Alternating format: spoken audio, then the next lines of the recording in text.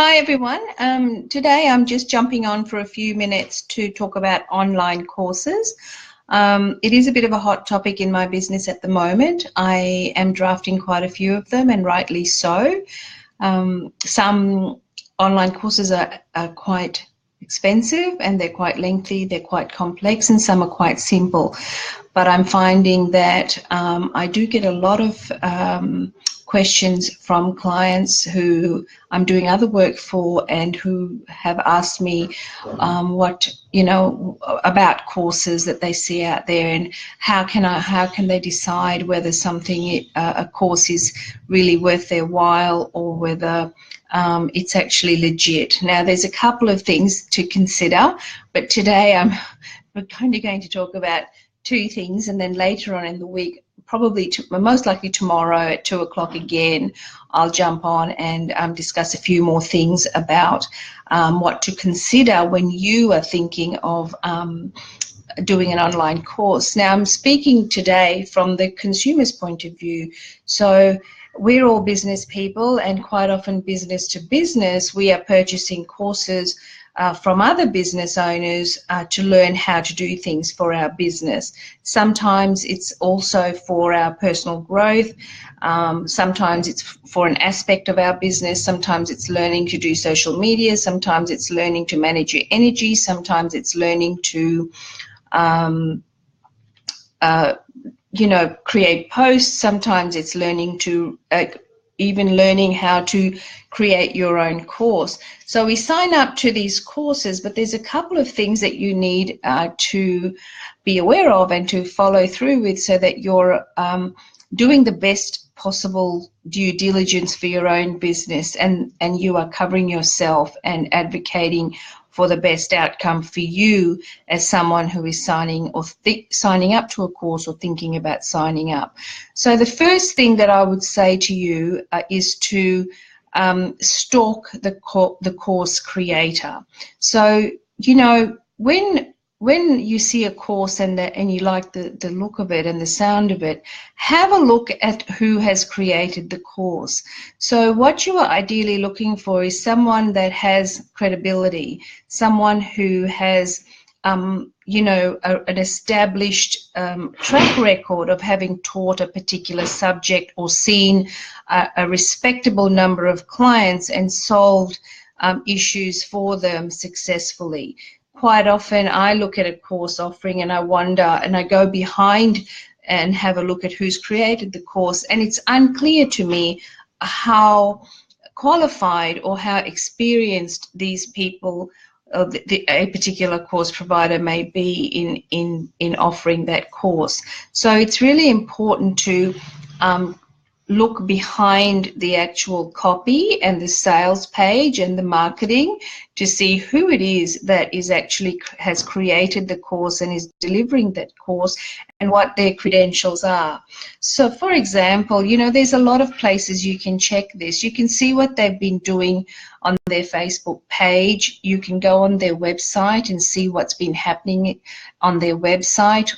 You can gauge from the website how the breadth of their service or the depth of their experience. Testimonials are a good place to look as well, to see what people are saying about their ability to educate or to help clients or to solve problems. So that's a really good place to look at. The other thing I would say to you, when you do look at when you are stalking a course creator, apart from finding out who they are behind their business in terms of the depth of their knowledge and how experienced they are. Hi, Laura.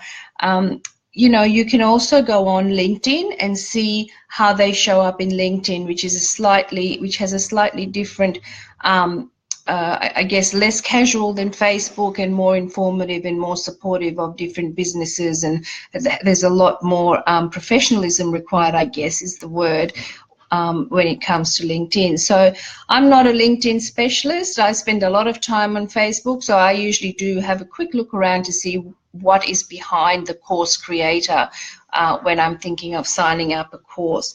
So all of those things are really critical when you are looking at who created the course. The other thing is, when you look at their their sales page, have a look to see, are they selling, you know, is it all about selling their course and you know, their desire to create some amazing passive income for themselves, or are they actually focused on educating and helping? That's really important, and the place where you see that is actually by stalking them to see how it is they've showed up in other areas. I mean, you could sign up for something if it's not a big investment. Yes, it doesn't require a lot of research, but I have written terms and conditions for courses that are thousands of dollars. And that's a big investment for someone in startup. So you really want to be sure that the person who's delivering the course knows what they're doing, they have the relevant experience, they have an interest in actually sharing this knowledge, and they are focused on real outcomes for those people that are participating in the course. So that's that. And the second thing that I want to talk about today is, if you are thinking of signing up to a course, have a very close look at the online course content. Now, it's one thing to read the sales page, but the terms and conditions should cover clearly and without much hype the actual content in the courses, what's covered, how it's delivered, who's, you know, where is it going, what problem or challenge is actually being solved by you doing this course. And tomorrow I'll talk about that. I'll talk about whether you, in fact, how to work out whether you are ready for a course and where it fits into the scheme of things in your startup business or the stage of business that you're at. With the course content, also look at how long something is actually going to take. So these things are really quite critical when you are looking at a course to see what it is you want to do. And of course, it comes back, you know, if a course has clearly written online, you know, terms and conditions, you don't have to go far to see what's actually involved. But if there is no material and you're relying on the sales page for the information about the course and what you need to know about it in order to get the most out of it, then it's a little bit of a worry. You really need to be you know, kind of looking to see, oh, where are the terms and conditions, so that I know exactly what's going on with this particular course and what's being delivered, and you know, is it really going to meet my needs? So that's it for today. I want you to take away from this this little session or my talk today that you really need to stalk your the course creator, find out who they are, do they really know what they're doing, are they in a position to actually deliver this material with credibility and an interest in actually helping you achieve an outcome. And secondly, look at the content. Is it something that is clearly defined in the terms and conditions, and can you really tell how it is it'll be delivered and whether the content is actually relevant to the stage of business that you're at? So later on this week I'll cover the other stuff.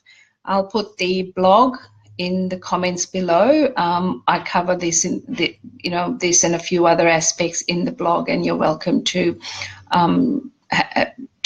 click on the link and have a read and ask me any questions if you have any. I'm also interested, if you are thinking of doing a course, if you'd like to share that with me, I would like to maybe do some due diligence on your behalf to see whether or not in my view, the course actually represents itself accurately to people on the outside and those that are considering signing up.